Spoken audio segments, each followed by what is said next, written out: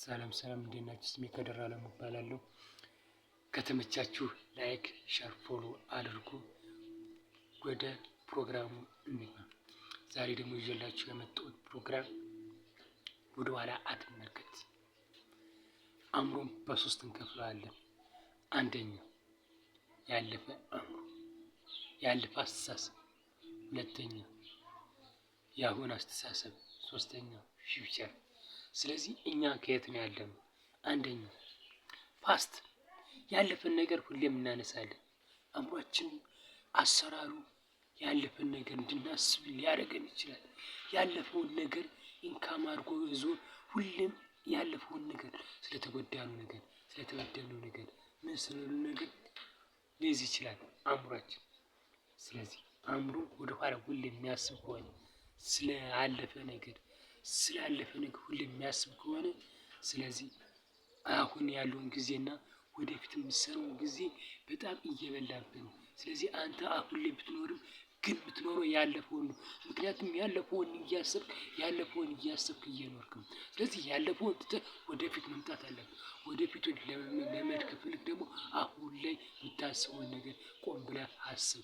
አየህ፣ ስለምታስበው አስብ። ሀሳብ ህይወትን እንደሚቀይረው ማወቅ አለብህ። ሀሳብ ህይወትን አይቀይረውም ብለህ የምታስብ ከሆነ ተሳስተሃል። ሀሳብህ ህይወትን ይቀይረዋል። ህይወትን የሚቀይረው ምን እንደምታስብ ስታውቅ ጊዜ ነው።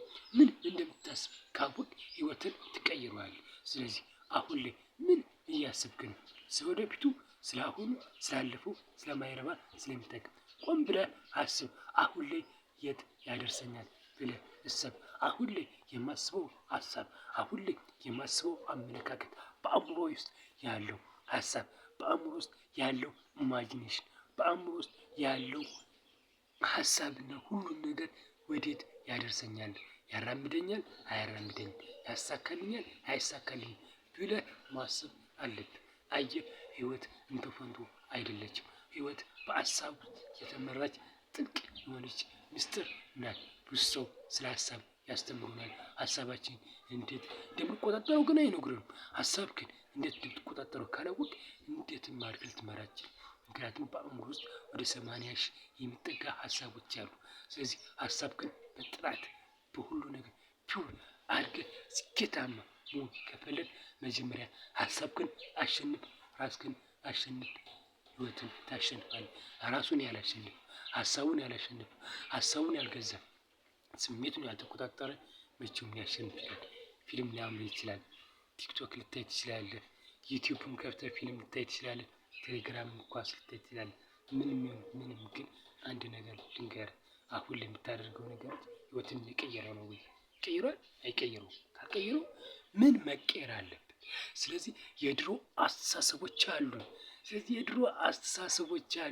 እነዚህ የድሮ አስተሳሰቦች እስካልተቀየሩ ድረስ እኛ መቀየር አንችልም። መጀመሪያ መቀየር ያለበት አስተሳሰብ ነው። መብላት፣ መጠጣት፣ አልጋ ማንጠፍ ምናምን አይደለም። ማሰብ ያለብህ አስተሳሰብ ግን እንዴት እንደምትቀይረው ማወቅ አለብህ። አስተሳሰብ ግን እንዴት እንደምትቀይረው ካወቅ፣ አስተሳሰብ ግን እንዴት እንደሚለወጥ ካወቅ ህይወትህ ይቀየራል። ህይወትህ ያለው በአስተሳሰብ ነው። ህይወትን መቀየር ከፈለግ አስተሳሰብህን ቀይረው። ስለዚህ አስተሳሰብህን እንዴት ይቀየራል ብለህ የምታስብ ከሆነ ኢንካም ፓርት እያደረግን ስለ አስተሳሰብ፣ ስለ እውቀት፣ ስለ አእምሮ እንዴት መቀየር እንችላለን? የታደሰ አእምሮ ምንድነው? ያልታደሰ አእምሮ ምንድነው? እንዴትስ መቀየር ይችላል? እንዴትስ አለመቀየር ይችላል? የሚለውን ነገሮችን በዝርዝር እናያለን።